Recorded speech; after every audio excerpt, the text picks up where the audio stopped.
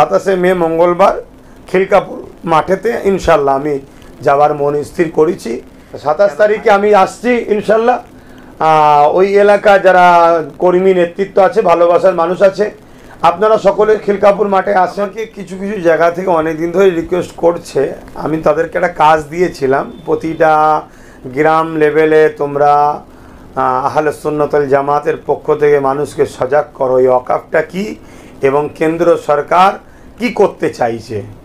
এটা নিয়ে তারা কর্মসূচি দীর্ঘ প্রায় দিন ধরে আজকে করে আসছে।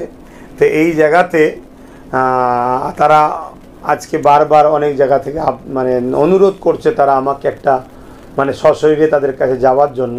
27 মে মঙ্গলবার খিলকাপুর মাঠেতে ইনশাল্লাহ আমি যাবার মন স্থির করেছি। কেন ভাইয়েরা অনেক রিকোয়েস্ট করছে, আরও কয়েক জায়গায় প্রোগ্রাম দিয়েছি, খুব ব্যস্ততার মধ্যে দিয়ে আমি তো রোজই অকাবলে আন্দোলন করছি, আমি যেখানে যাচ্ছি সেখানেই আন্দোলন করছি। তবে আহলে সুন্নাত ওয়াল জামাতের শাখা ইউনিট কমিটি যারা আছে তেনারা তো বারবার আবেদন করছে যে আপনি যদি একটা কোনো প্রোগ্রাম করে আমাদের সাথে একটু সাথ দেন, আমরা আপনাকে যদি পাই বক্তা হিসাবে, আলোচক হিসাবে, আমরা বড় খুশি হব। 27 তারিখে আমি আসছি ইনশাল্লাহ। ওই এলাকা যারা কর্মী নেতৃত্ব আছে, ভালোবাসার মানুষ আছে, আপনারা সকলে খিলকাপুর মাঠে আসেন। বা আমাদের 3টে থেকে প্রোগ্রাম শুরু হবে, এই 3টে সাড়ে 3টের পর থেকেই শুরু হবে। সেই জায়গায় আমরা একত্রিত হব।